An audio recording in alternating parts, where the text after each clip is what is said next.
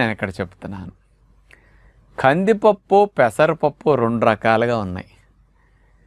ఈ పప్పులో కందిపప్పు అరగటం కొంచెం ఎక్కువ సమయం పడుతుంది, కొంత ఎక్కువ గ్యాస్ అనేది అనిపిస్తుంది, కొంత హెవీగా ఉంటుంది కందిపప్పు. అది ఉడకటం కూడా లేటేనండి. కానీ పప్పు అన్నామని పెసరపప్పు అట్లా అనుకోకండి. కందిపప్పుకి ఆ గుణం.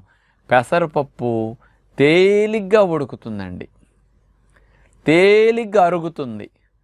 అందుకని ఆకలి తక్కువ ఉన్నవారికి, అరుగుదల తక్కువ ఉన్నవారికి, కొంచెం గ్యాస్ ట్రబుల్ ఉంది నాకు పప్పు పడట్లేదు అనుకునేవారికి, పప్పు ఆరోగ్యానికి మంచిది నిత్యం తినాలనుకునేవారికి కందిపప్పు మానేసి పెసరపప్పు పెట్టుకోవచ్చు. ఇలాంటి సమస్యలు ఉన్న వారికి ఇది బెస్ట్ అన్నమాట. ఈ పెసరపప్పు కూడా ఇంకా ఈజీగా డైజెషన్ అవ్వాలంటే ఇంకో టెక్నిక్ ఉందండి. దీన్ని మీరు పొట్టు తీయకుండా